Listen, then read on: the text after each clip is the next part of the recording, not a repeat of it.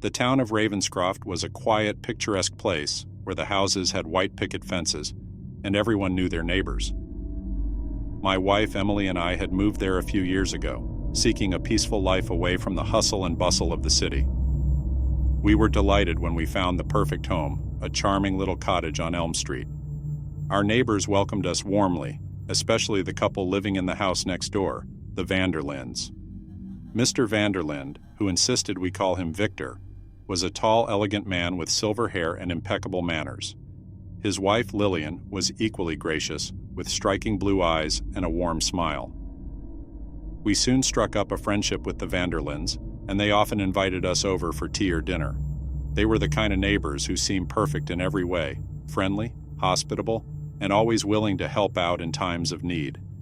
It was no surprise that they were well liked by everyone in the neighborhood. But as the months went by, Emily began to notice something strange about the Vanderlynds. She pointed out that they never seemed to age. Despite the passing of time, they remained as youthful and vibrant as the day we had first met them. I dismissed her concerns, chalking it up to good genes or a healthy lifestyle.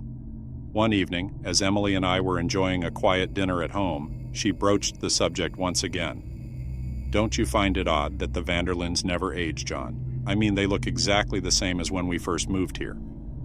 I paused, my fork halfway to my mouth, and considered her words.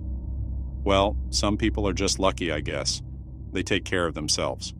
Emily's brow furrowed with skepticism. "It's not just that, John. I've noticed other things too. They only come out at night, and I've never seen them eat anything. Not to mention, I've never seen them during the day." I chuckled, thinking she was letting her imagination run wild. "You've been watching too many vampire movies, Emily. They're just a bit eccentric, that's all." She sighed, frustration evident in her voice. "I'm serious, John. I've been doing some research, and there are some strange stories about this town's history. Rumors of strange happenings, disappearances that were never explained." I couldn't deny that Ravenscroft had a dark past, but I was convinced that Emily was reading too much into it. "Look, sweetheart, they're our neighbors, and they've been nothing but kind to us. Let's not jump to conclusions." The conversation ended there, but Emily's unease lingered in the air. That night, as I lay in bed, I couldn't help but wonder if there was any truth to her suspicions. I decided to do a little investigating of my own, just to put her mind at ease. The following evening, while Emily was out running errands, I decided to pay the Vanderlynds an unannounced visit. I walked across the neatly manicured lawn and knocked on their front door. It took a few moments, but Victor finally answered, a polite smile on his face. "John, what a pleasant surprise," he greeted me, though his eyes seemed to glisten with an odd intensity. I returned his smile, trying to hide my nervousness. "I was just in the neighborhood and thought I'd drop by. How have you been?" As he invited me inside, I couldn't help but notice the way the lights in the house were dim, despite the fact that it was early evening.